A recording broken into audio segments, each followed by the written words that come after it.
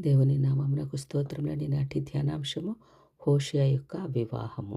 1 అధ్యాయం 2-9 వచనములండి. గోమెరు అను వ్యభిచారిణి. 1 అధ్యాయం 2-3 వచనములు. ఇశ్రాయేలీయులు యెహోవాను విసర్జించి బహుగా వ్యభిచరించుచున్నారు, అనగా విగ్రహారాధన.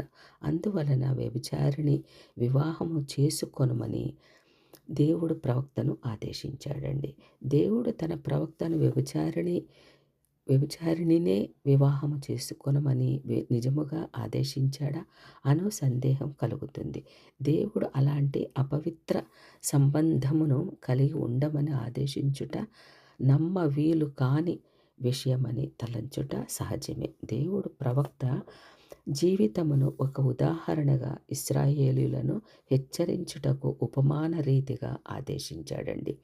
అంతేగాని ఇది చారిత్రాత్మక సంఘటనగా తలంచుటకు వీలు లేదు. అయినప్పటికీ కొందరు ఈ కథ చారిత్రాత్మకమైనదేనని తెలుపుటకు కొన్ని వివరణలను ఇచ్చుచున్నారు. 1. దేవుని ధర్మశాస్త్రమును బట్టి యాజకుడు వ్యభిచారిణిని గాని విడవబడిన దానిని గాని వివాహము చేసుకొనరాదని తెలియచేయుచున్నదండి. లేవి గ్రంథం 21 అధ్యాయం 7వ వచనము. హోషేయ యాజక వర్గమునకు చెందినవాడు కాదు. 2. హోషేయ గోమెరు వివాహం చేసుకొనినప్పుడు ఆమె వ్యభిచారిణి కాదు. తరువాత ఆమె వ్యభిచారిణి అయినట్లు, పడుపు వృత్తిలో ఉన్నట్లు హోషేయ తెలుసుకొనుటకు దేవుడు అవకాశం కల్పించి ఉండవచ్చు. ఏదైనను హోషేయకు తన భార్య అవిధేయురాలైన వ్యభిచారిణి అని ముందుగానే తెలుసు, మరియు వారి వివాహ జీవితము వ్యభిచారిణి అయిన ఇశ్రాయేలు దేశమునకు ఒక పాఠ్యాంశముగా కాగలదని ఎరిగి ఉన్నాడనుటలోనూ సందేహం లేదండి. అవిధేయురాలైన స్త్రీతో హోషేయ వివాహ బంధము అవిశ్వాసులైన ఇశ్రాయేలీలతో దేవుడు కలిగి ఉన్న సంబంధమును తెలియచేస్తుందండి. ఉపమాన అలంకార రీతిగా ఇది ఒక సూచనగా కనిపిస్తుంది కానీ, అనగా ఒక ఉదాహరణగా తెలియచేస్తున్నాడండి దేవుడు హోషేయ యొక్క వివాహము, భార్య, బిడ్డల గురించి. వ్యభిచారిణి అయిన స్త్రీని వివాహం చేసుకొనవలసి వచ్చినప్పుడు హోషేయ ఎలాంటి భావములను వ్యక్తపరిచి ఉంటాడంటారు? బహుశా అతను బట్టి స్త్రీని వివాహం చేసుకొనుటకు ఇష్టపడి ఉండకపోవచ్చు కదండి. కానీ దేవుని మాటకు విధేయుడైనాడు. అసాధారణ పరిస్థితులను ఎదుర్కొనవలసిన ప్రవక్తల నుండి దేవుడు అసాధారణ విధేయతను ఆశించుట సహజమే. మనకు ఇష్టం లేని దానిని, కష్టతరమైన పనిని మనకు అప్పగించవచ్చును. అట్టి పరిస్థితులలో దేవునికి విధేయత చూపుట అవసరం. హోషేయ దేవుని మాటకు విధేయుడే దిబ్లయీము కుమార్తె గోమెరును పెళ్లి చేసుకున్నాడండి. 3వ వచనం. మొదట కుమారునికి యెజ్రెయేలు అని పేరు పెట్టడం అండి. 1 అధ్యాయం 4-5 వచనములలో. హోషేయకు గోమెరు ఒక కుమారుని కని 3వ వచనము అతడికి యెజ్రెయేలు అని పేరు పెట్టినది. ఇశ్రాయేలు రాజైన ఆహాబు కుటుంబ వినాశనమును గురించి ఏలియా ప్రవక్త ప్రవచించాడండి. 1వ రాజుల గ్రంథం 21 అధ్యాయము 20-22 వచనములలో. దీనికి కారణం ఆహాబు యెజెబెలు దుష్టత్వమే.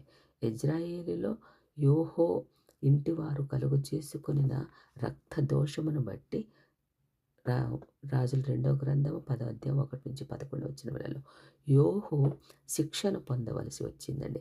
ఇశ్రాయేలు లోయలో, అనగా ఆహాబు కుటుంబమును తాను సంహరించిన ప్రదేశములోనే యోహో రాజ్యము శిక్ష పొందవలసి వచ్చింది. దేవుని ప్రవక్త మాటను బట్టి కొద్ది కాలమునకే ఇశ్రాయేలు ప్రత్యేక రాజ్యముగా మనుగడ కోల్పోయిందండి. 25 సంవత్సరముల తరువాత అష్షూరీయులు ఇశ్రాయేలీయులను జయించి చెరగొనిపోయారు. ఈ విషయమును జ్ఞాపకం చేయుచు హోషేయ మొదట కుమారునికి యెజ్రెయేలు అని పేరు పెట్టి ఉండవచ్చండి. రెండవ గర్భసంతానము కుమార్తె అండి. కుమార్తె పేరు లోరుహాము, జాలి నొందనిది అని అర్థమండి. లోరుహోమ అని పేరు పెట్టాడండి. 1వ అధ్యాయము 6-7 వచనములు. రెండవ సంతానముగా కుమార్తె జన్మించినప్పుడు ఆమెకు లోరుహామా అని పేరు పెట్టాడండి. అనగా జాలి నొందనిది అని పేరు పెట్టబడింది. దీని అర్థము దేవుడు ఇక మీదట ఇశ్రాయేలులను క్షమించను, జాలిపడను అని తెలుపుటకు ఉద్దేశించబడింది అండి. అయితే యూదా వారి ఎడల జాలి పడి వారిని రక్షించుదునని వాగ్దానం చేయుచున్నాడు. 1:3 గోమెరు గర్భవతి అతనికి కుమారుని కనెను అని వ్రాయబడిందండి 1:6. అదేవిధంగా 1:8 కూడా ఆమె గర్భవతి ఒక కుమార్తెకు రెండవ కుమారుని కనినట్లుగా వ్రాయబడి ఉన్నదండి. కానీ వారు హోషేయకు జన్మించినట్లుగా ఏ విధమైన ఆధారము ఇవ్వబడలేదు. కొన్ని తర్జుమాలలో వారి తండ్రి హోషేయ కాదని తెలుపబడిందండి.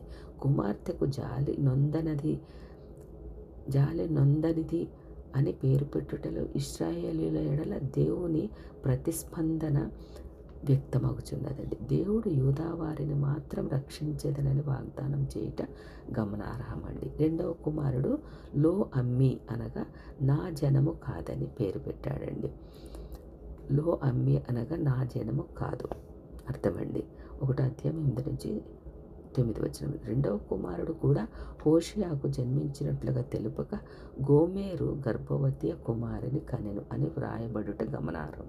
1:8 ప్రకారం ఇతని పేరును బట్టి లో అమ్మి అనగా నా జనము కాదు అని దేవుడు ఇశ్రాయేలీయులను హెచ్చరించుటకు ఈ పేరు పెట్టబడినదండి. దేవుడు ఇక్కడ ఇశ్రాయేలీయులతో చేసిన నిబంధనను కొట్టివేయుచున్నాడండి. 7:23 ప్రకారం రెండవ కుమారుని పేరును బట్టి దేవుడు ఇశ్రాయేలీయులకు చివరి తీర్పును ప్రకటించాడు. 15-68